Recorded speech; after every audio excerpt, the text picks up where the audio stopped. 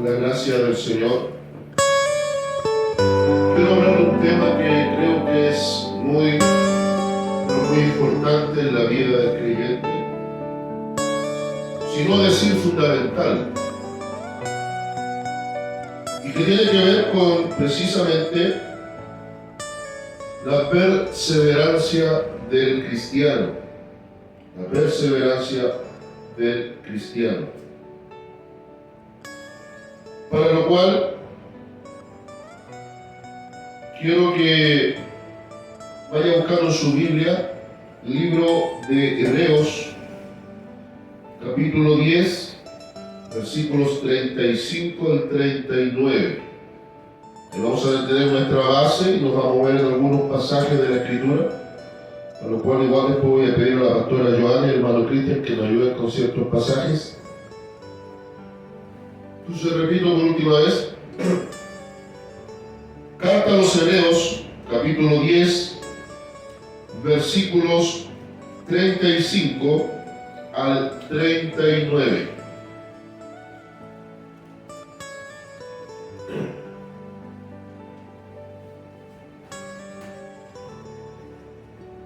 Y habiéndolo encontrado todo de pie, voy a leer la poderosa palabra de nuestro Dios como estoy autorizado, en el nombre del Señor Jesucristo, para la comunión de Padre, Hijo y Espíritu Santo.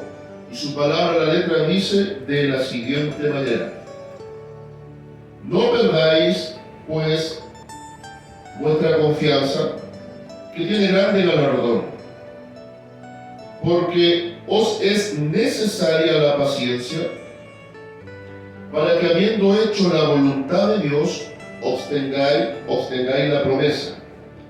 Porque aún un poquito, y el que ha de venir vendrá y no tardará. Mas el justo vivirá por fe, y si retrocediese no agradará a mi alma.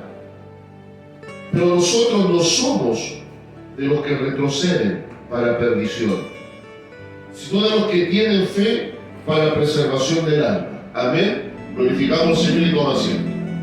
Gloria a Dios, gloria a Dios, gloria a Dios al cielo. Quiero titular este mensaje: no retrocedas por nada. No retrocedas por nada. Cuando hablamos de perseverancia, primero que todo estamos hablando de una virtud esencial para llevar la vida cristiana, la vida como creyentes. Y hay muchos pasajes y ejemplos, tanto del Antiguo como del Nuevo Testamento, que podríamos referir. Pero solo quiero centrarme en un pasaje que a veces es muy mal entendido, que está en San Mateo 24, donde se nos dice: mas el que perseverare hasta el fin, este será salvo. Porque a veces es mal entendido, aunque tiene una aplicación espiritual para nosotros. Porque ese pasaje está apuntando un tiempo futuro de la iglesia, que sería el tiempo tribulacionista, y en el contexto de todo lo dicho por el maestro, él se está refiriendo a Israel, no a la iglesia. 24:13 de San Mateo: mas el que persevere hasta el fin, este será salvo. Cuando nos aproximamos a ese pasaje sin darle un análisis profundo, pareciese que la perseverancia es igual a salvación.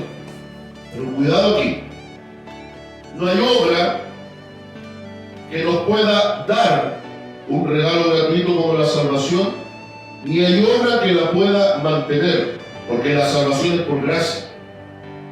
Y este pasaje, repito, nos lleva al tiempo donde Israel tendrá que ser perseverante en medio del tiempo terrible de la tribulación. Pero aquí es donde entramos en tema. ¿Qué ventaja entonces tiene que nosotros perseveremos si eso no condiciona salvación? La ventaja es que el que persevera es una persona que camina como aprobado delante de los ojos del Señor. Fíjese que en 2 de Timoteo, capítulo 2, versículo 15, Pablo le dice algo extraordinario a Timoteo.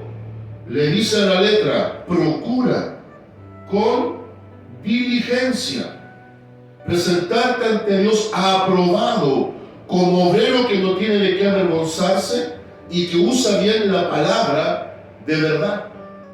Ese concepto aprobado significa que Dios nos tiene como personas obedientes y que pese a las circunstancias que nos toca vivir, Él nos va llevando de victoria en victoria. Sobrepasamos el problema y la situación complicada. Por fe, por gracia al mismo tiempo, pero en obediencia a la voluntad y la palabra del Señor. Es aquí donde nuevamente, amados, cobra vigor un concepto que he dicho muchas veces y lo reitero. El Evangelio no se sustenta en buenas intenciones. El Evangelio se sustenta en obediencia a Dios y su palabra. ¿Cuánta gente de buenas intenciones han comenzado la carrera del Evangelio rápido, avanzando desaforadamente, pero a veces sin meditar cómo es realmente su vida delante de Dios, si caminan aprobados o no? Y vemos grandes desastres donde mucha gente ya ha ido quedando tendida en el camino. Ahora podríamos analizar una definición sencilla de lo que es perseverancia. La perseverancia es la cualidad de avanzar pese a las cosas que se oponen. Es la capacidad de resistir, es la capacidad de estar firmes pese a las situaciones complejas. Entonces, si nos aproximamos al texto que he tomado como base, el autor desconocido de Hebreos le escribe a cristianos que estaban volviéndose al judaísmo. Note por favor, uno de los temas focales de la carta de Hebreos era no dejar el cristianismo para volverse al judaísmo. El autor de Hebreos le escribe a cristianos que habían sido ya rescatados desde el judaísmo, es decir, hacer obras para justificarse ellos mismos, y ahora estaban en la gracia, en donde Dios gratuitamente les había salvado. Y este hombre comienza a posicionar que no hay comparación entre la gracia y la ley, y pone a Jesucristo como el preeminente en todo. Nos dice que el sacrificio de Cristo, aquí en el capítulo 10, fue hecho una vez y para siempre como olor fragante, ofrenda perfecta a Dios, y ya no hay más sacrificio por el pecado. Y al que ha sido alcanzado a salvación, ahora solo le corresponde en obediencia caminar de acuerdo a lo que está establecido. Entonces le escribe a una comunidad de creyentes que estaban retrocediendo, que estaban volviendo a las prácticas antiguas, que habían dejado la virtud de la perseverancia por la comodidad de las prácticas ritualistas. Ahora, ¿cómo esto aplica a nosotros y lo traemos al contexto de nuestra realidad? Porque a veces cuesta perseverar, porque a veces cuesta que nosotros avancemos, porque cada tanto parece que chocamos con una pared que no podemos franquear. Y la respuesta se deduce de la misma palabra. La perseverancia es un mecanismo que Dios va a usar para que seamos capaces de traspasar el tiempo difícil, pero el tiempo difícil es el mecanismo de crecimiento de Dios para formarnos. Entonces, todo aquel que está en el camino del Señor nunca se sorprenda cuando venga la prueba, la tribulación o venga el momento difícil, porque ese es el mecanismo, la herramienta donde Dios va a producir crecimiento. Gracias a un concepto que no es difícil de entenderlo. El sufrimiento es un mecanismo de crecimiento, y en ese crecimiento Dios forma al creyente para que sea perseverante, y esa perseverancia nos da la capacidad de caminar como aprobados delante de Dios. ¿Qué es lo contrario a estar aprobado, pastora Joana? ¿Desaprobado o reprobado? Los que estudian en los colegios, yo le hago una pregunta. ¿Usted como reprobado pasa de curso? ¿Como aprobado? ¿Y para aprobar hay pruebas necesarias? Perfecto. Ahora, en medio de las pruebas usted tiene que pasar el examen. Pasar ese examen. Fíjense que este pasaje que se nos presenta aquí nos va a dejar a la puerta del testimonio de los grandes héroes de la fe. Fíjense cómo esta carta es maravillosa. Termina su exposición el escritor de Hebreos diciendo: avanza, no retrocedas por nada, persevera, sobrepasa el problema. Vas a estar en problemas, avanza. Vas a estar llorando, avanza. Vas a estar sufriendo, avanza. Vas a estar bajo tentación, avanza. Vas a estar enfermo, avanza. Vas a estar mal económicamente, avanza. No hay excusa. Porque dice en el versículo final: pero nosotros, vale decir la iglesia, el creyente que ha nacido de nuevo, nosotros no somos de los que retroceden para perdición, los reprobados, sino de los que tienen fe para preservación del alma, los aprobados. Fíjense que el joven que se proyecta a un título universitario para un buen futuro con un trabajo que le remunere bien, sabe que esto va a involucrar esfuerzo, sacrificio, trabajo, trasnochar, pasar hambre al rato, quemarse las pestañas estudiando. Y a través de eso tiene que explotar lo mejor de él o de ella para lograr el objetivo. Sabe que hay dos palabritas que son clave, y es aquí donde el hermano Cristian me va a estar buscando Santiago 1:12 y la pastora Joana me va a estar buscando Romanos 5 del 1 al 3. Pero noten por favor con lo que quiero declarar. Prueba y tentación no necesariamente son lo mismo, pero son complementarios. Dios nos va a probar y en medio de la prueba el diablo nos va a tentar. ¿Qué va a procurar el enemigo en medio de una prueba? Sacar lo peor de nosotros. Que nosotros digamos: basta, renuncio, no quiero, no puedo más, me cansé. Como decimos acá coloquialmente en Chile se me agotaron las pilas. Ya no tengo fuerza, ya no tengo ánimo, ya no quiero saber nada con respecto a esto, porque mi dolor es muy grande, mi angustia es tremenda, mi cansancio es extremo, ya no quiero, y me vuelvo atrás. ¿Qué va a hacer Dios en medio de la prueba? Escuchen atentamente. Dios no nos prueba porque Él no sepa quiénes somos. Dios nos prueba para que nosotros sepamos quiénes somos en Él. Esto de ser probado es como que estamos en un ensayo, estamos bajo el microscopio, estamos de alguna forma siendo procesados por Dios en un momento en el cual Él está pasando examen, está pasando revista, pero nos tiene ahí como objetos de prueba. Lo voy a hacer en un sentido positivo, casi como conejillos de India en un experimento, con la diferencia que el científico muchas veces no se preocupa del conejillo de India y termina matándolo. Acá no. Él nos pone en esa situación siempre con mucha atención y cuidado para que no terminemos muriendo en el proceso en el sentido espiritual, pero para que nosotros sepamos de qué material estamos hechos. Lea por favor, hermano Cristian, 1:12 de Santiago. Bienaventurado el varón que soporta la tentación, porque cuando haya resistido la prueba, recibirá la corona de vida que Dios ha prometido a los que le aman. Amén. Dios le bendiga, hermano. Una vez más, insisto, no perdamos la perspectiva. Y escúcheme lo que voy a decir. Hay muchos cristianos que aplican este concepto. Estoy peleando la buena batalla y estoy luchando para ver si llego a la salvación.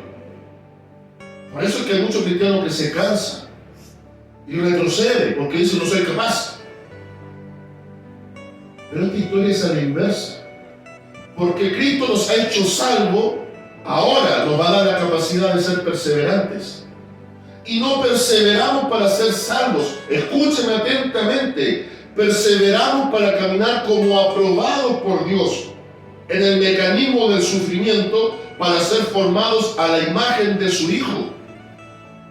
Y en Santiago 1:12, lo que lee nuestro hermano, aparecen los dos conceptos que son complementarios: tentación y prueba. Pero comienza diciendo son afortunados, son bendecidos, son bienaventurados. Dichoso aquel que está en el proceso. Y es aquí donde Santiago en el Evangelio práctico nos confronta. Porque nosotros analíticamente podríamos decir, ¿cómo es posible que yo en medio del dolor, de la angustia, de la prueba, de la necesidad, de la aflicción, de la enfermedad y todo aquello que se me va en contra, yo pueda estar gozoso? Si siempre el gozo lo asociamos a las cosas buenas. Cuando la mesa está como banquete, cuando hay carne, decimos aleluya, nos gozamos. A veces cuando hay solo sopita de pan, a veces comenzamos a cuestionar. Cuando el trabajo está bien, buen sueldo y me proyecto económicamente a través del trabajo, siento gozo, tranquilidad y sosiego. Pero cuando por ese motivo Dios permite momentos de cesantía o de mala economía, el gozo se va. Cuando estamos sanos, es fácil servir al Señor. Pero cuando estamos enfermos, ¿dónde se va el ánimo? Entonces, pareciera que Santiago nos está confrontando para entender que el gozo del creyente no depende de la situación ni de las circunstancias, como Pablo escribía a los hermanos de Filipo. No. El gozo del creyente en medio de las situaciones difíciles es saber que Dios está en medio del asunto. Es saber que Dios tiene el control de la situación. Es saber que nosotros en ese tiempo es cuando más crecemos. Amada iglesia, y aquellos que están en la conexión, por favor, reciba esto de parte del Señor. El creyente no crece en los tiempos de bonanza.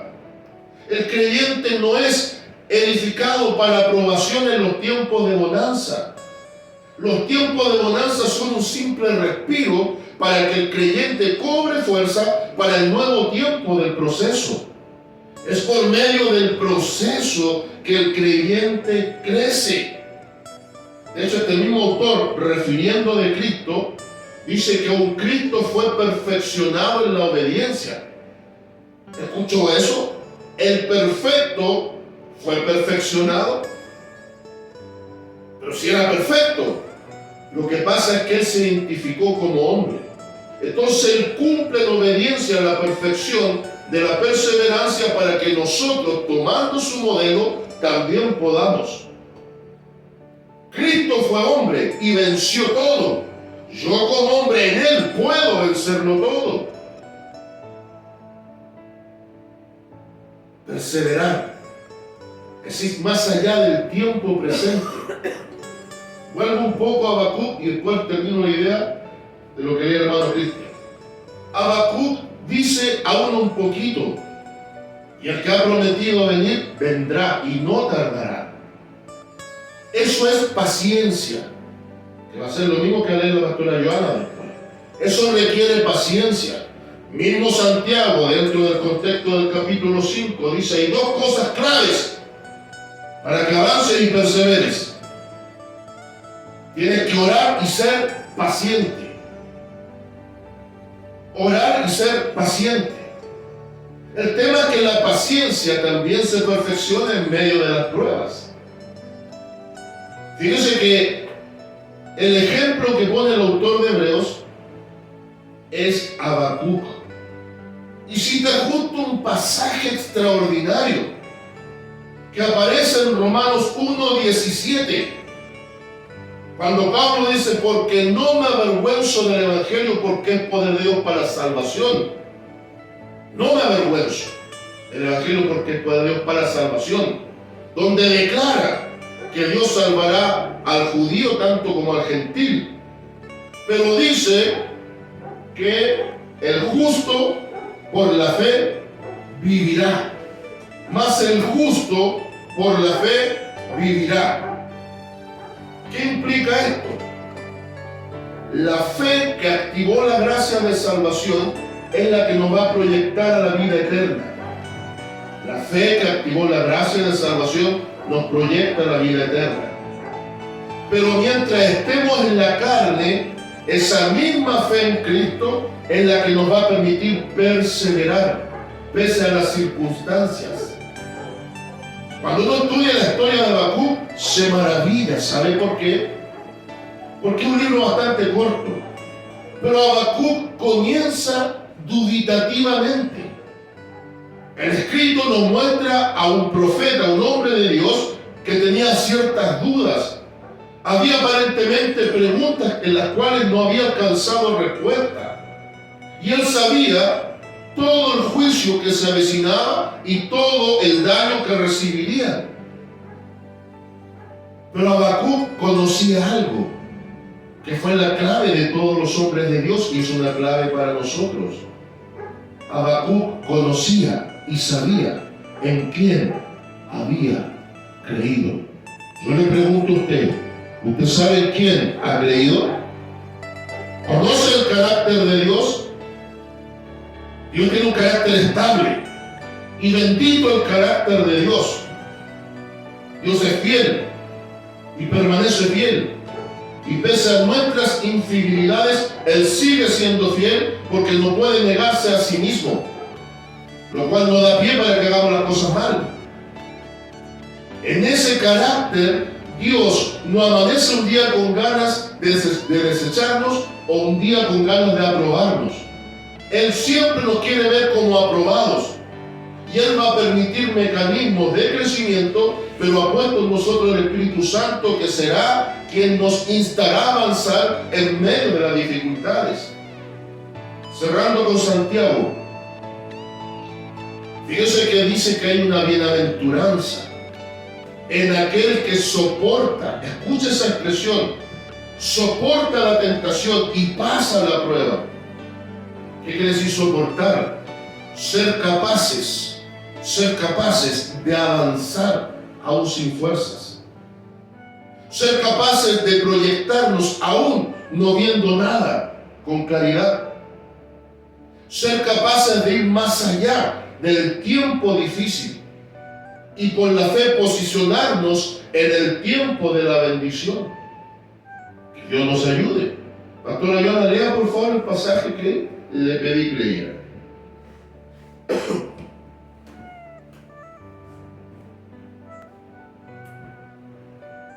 Romanos capítulo 5. Justificados pues por la fe, tenemos paz para con Dios por medio de nuestro Señor Jesucristo, por quien también tenemos entrada por la fe a esta gracia en la cual estamos firmes, y nos gloriamos en la esperanza de la gloria de Dios. Y no solo esto, sino que también nos gloriamos en las tribulaciones, sabiendo que la tribulación produce paciencia, la paciencia prueba y la prueba esperanza. Y la esperanza no avergüenza, porque el amor de Dios ha sido derramado en nuestros corazones por el Espíritu Santo que nos fue dado. Amén. Dios le bendiga. Parece que hasta el 5 queda claro. Bien, era hasta el 5, no hasta el 3. Muy bien, pastor Eva. Mire, Pablo está diciendo algo. A los que han sido salvos, vivan como salvos. Sépanse salvos, tengan seguridad en Jesucristo, que nos ha dado una entrada gratuita, liberada a una salvación impensada, tan grande que no se alcanza a entender a plenitud. Pero dice que lo primero que va a producir esta salvación es paz en el creyente. Y va a ser capaz del creyente estar firmes. Esa expresión de Pablo, firmes, equivale a constantes. Pablo está diciendo, estamos constantes, estamos perseverantes, estamos de pie, y si no de rodillas, pero nunca desarraigados. Vamos a ser capaces de avanzar. Y nuevamente, al igual que Santiago, el hermano del Señor Jesucristo, que trae el Evangelio práctico, en esta carta magistral de doctrina, Pablo doctrinalmente está diciendo que hay un mecanismo de crecimiento, el cual se llama sufrimiento. El sufrimiento va a traer como resultado paciencia. Y la paciencia se define como la capacidad de espera en medio del proceso. Por la fe vamos a ser capaces de estar ahí, pacientes, quietos, confiados, sabiendo que no es para muerte, sino que es para crecimiento y proyección. Pablo el apóstol le está diciendo a gente salva, ya fuiste justificado, ya se pagó el precio por ti. Vive y siente que eres salvo, avanza. Es que Pablo, el problema es grande, pero ve mi ejemplo, hermano. Tuve prisiones, pero no fue un motivo para yo estar quieto. No fue un motivo para yo excusarme y decir, Señor, ¿qué hago tras estas rejas? No en vano, 4 extraordinarias cartas, Efesios, Filipenses, Colosenses y también Filemón, que se llaman cartas desde la prisión, fueron a través de los procesos de cárcel de Pablo. Yo quiero que se mentalice un momentito ahí con Pablo. Cuando estaba libre, misionaba para levantar iglesia, predicaba, instaba, confrontaba, hacía apología, iba por aquí y por allá, y al mismo tiempo trabajando para su propio sustento, porque era tendero, hacía tiendas. Pero cuando estaba prisionero, Pablo podría decir, llegó el tiempo de las vacaciones. O podría haber dicho, llegó el tiempo del fin, ya no puedo hacer nada por la causa de Cristo. Pero Pablo entendió que ahora era un tiempo de bendición y crecimiento para él, los barrotes. Porque dijo, ahora voy a estar estático, voy a estar quieto, ya no me moveré tanto, pero ahora lo que puedo hacer es que la que sí puede correr y ser glorificada en la palabra, voy a escribir. Y voy a comenzar a enviar cartas a las iglesias. Quizá la iglesia de Filipo habrá dicho, hermano, se acabó la historia para Pablo. Pablo está preso. ¿Qué va a hacer de la vida de este pobre hombre? Hagamos algo por él. Y en sus aportes, y en sus buenos deseos. Pero ahora Pablo les envía una carta diciéndole, filipenses, gócense en todo tiempo. Aprendan a ser cristianos maduros y no cristianos de circunstancia. Porque a veces no perseveramos, iglesia, porque miramos la circunstancia y no el Dios que ha dado la promesa. Porque ahora en pleno siglo XXI hay cristianos infantiles, porque ellos se fijan en la promesa y no en el que la dio. No vas a poder perseverar si te enfocas solo en la promesa. ¿Sabes por qué? Porque Pablo aquí está diciendo, a esto se requiere paciencia. ¿Cuántos años tardó en responder una promesa a Dios a Abraham? Lo llama a los 75 años. Quería un hijo, y el hijo llegó a los 100. Una sola promesa en Abraham demoró 25 años. ¿Cuánto ha demorado Dios en las promesas que te ha dado a ti? Pastor, hace 3 meses Dios me habló. Sigue confiando. Pastor, llevo 1 año. Sigue confiando. Yo creo que a ninguno de nosotros ha tardado 25 años en respondernos como lo hizo con Abraham. Pero si yo me enfoco en la promesa, es probable que pierda la paciencia. Entonces, para no perderla, Dios va a decir, a este hijo, a esta hija, lo voy a meter a mi taller. O lo voy a meter a el laboratorio para que experimente. Cuando nos enfocamos en el dador de la promesa, el tiempo que tarde la respuesta no va a ser gravoso, porque nos vamos a sostener en aquel que nos ha llamado, no en lo que Él ha prometido. ¿Se ha fijado, iglesia, que en el siglo XXI se han invertido ciertos valores? Y por eso que la iglesia está como está. Sin ir al tiempo atrás y solamente para redondear la idea, los antiguos, hombres rústicos, mujeres quizá no muy letradas, algunos conocían poco de la Escritura, pero siempre estaban ahí, constantes, firmes, porque sabían en quién habían creído. Para ellos muchas veces caminar kilómetros, bajo la lluvia, bajo el calor, bajo el frío, incluso bajo la nieve, para congregar, no era una carga, era un gozo. Amanecerse en una vigilia, donde a veces ni siquiera había piso de tierra, no era de mirarse, era un motivo para glorificar a Dios. Era tanto el gozo de sentirse salvos, que para ellos las situaciones momentáneas no se comparaban con la idea de la gloria futura. Pero pareciera que en estos tiempos la iglesia ha ido menguando. Cada tanto vemos hermanos que se proyectan: voy a orar un largo tiempo para que no me haga crecer. Algo ocurre y hasta ahí quedan. Se detienen en el camino. Y voy a repetir un concepto que en algún mensaje lo dije. Estos no son 100 metros planos y llega primero el que más rápido corre. Esto es una larga ultramaratón de cientos y quizás miles de kilómetros para muchos, donde hay que aprender a dosificar las fuerzas, hay que aprender a llegar a un ritmo, pero ese ritmo nunca bajarlo, mantenerlo. Se puede hacer una pequeña pausa, en algunas áreas sí, pero de ahí nos proyectamos con más fuerza y vamos escalando distintos ritmos, pero nunca hacia atrás. Y voy cerrando aquí. Vuelvo acá a Hebreos, al pasaje leído. Escuche bien: no perdáis pues vuestra confianza. Aquí en ningún momento el autor de Hebreos está diciendo no pierdas tu salvación. ¿Qué es lo que se puede perder? La confianza. El que no está perseverando es porque perdió la confianza. La pregunta sería: ¿en quién está puesta su confianza? Si su confianza está puesta en el pastor, usted la va a perder. Si su confianza está puesta en sus propias fuerzas, usted no va a perseverar. Entonces dice el autor: no perdáis pues vuestra confianza, que tiene grande galardón. O sea, hay premio para el que confía y avanza. ¿Ah?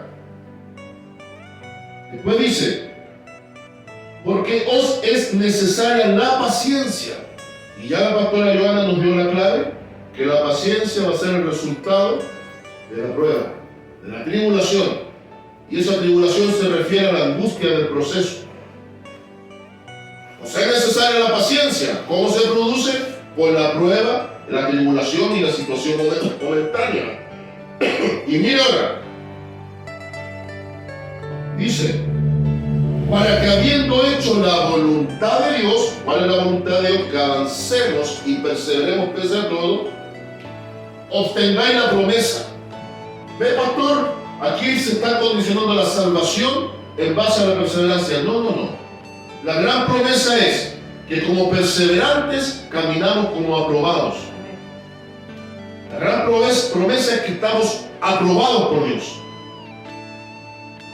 Pasamos los exámenes, hemos crecido en la relación, se ha ido formando la imagen de Jesucristo, que era la gran meta. Y después dice: porque aún un poquito, y el que ha de venir vendrá y no tardará. Palabra sencilla: ten paciencia. Pero para que tengas paciencia, indudablemente te voy a procesar. Persevera, no retrocedas por nada. Y cierra diciendo, y cita a Habacuc: mas el justo vivirá por fe, y si retrocediese no agradará a mi alma. Este texto es tan poderoso, se citan 3 pasajes de la Escritura, que provocó ya que se manifestara a plenitud el movimiento de la Reforma. Lutero tomó este pasaje y dijo, no, aquí hay algo que no está cuadrando. La salvación no se sustenta en la obra, se sustenta en la gracia de Cristo por la fe. John Wesley, el fundador del metodismo, tremendo predicador, también se convirtió a través de este mensaje. Y muchos hombres de Dios que han meditado en Habacuc han descubierto que aún con dudas iniciales podemos terminar con una fe sólida y contundente si nos proyectamos más allá del proceso que estamos viviendo. Y cierra diciendo, y esto va a servir como conclusión del mensaje, pero nosotros, usted y yo, la iglesia, el creyente nacido de nuevo, no somos de los que retroceden para perdición. No estamos reprobados ni desaprobados, siempre y cuando seamos constantes y perseverantes, sino de los que tienen fe para preservación del alma. Esta palabrita preservación tiene que ver justamente con un alma que ha sido renovada y transformada. ¿Qué nos queda entonces, amada iglesia? ¿Qué nos queda a aquellos que quizá verán el mensaje en un momento dado, en alguna red? ¿Qué nos queda? ¿Retroceder? ¿Decir no somos capaces? ¿Pensar que porque aún no vemos nada todo se acabó? ¿Decir mi dolor es más grande que la fe? ¿O decir la fe es más grande que mi dolor? ¿Decir que Cristo está en el asunto y Él me llevará en victoria? No retrocedas por nada y avanza en la gracia del Señor Jesucristo. Le invito un momento a orar. Padre Celestial, en el poderoso nombre de Jesucristo el Señor, le quiero pedir, amado Dios, que esta palabra haya llegado a nuestros corazones, haya penetrado, Señor, lo profundo de nuestra alma a través de su Santo Espíritu, y que se arraigue firmemente como ancla segura en nuestra conciencia, para que cuando venga el momento difícil, venga la duda y muchas veces quizás digamos no puedo y me vuelvo, su palabra pueda tomar el control y efecto en nosotros, de decirnos que no somos de los que retrocedemos, sino de los que avanzamos.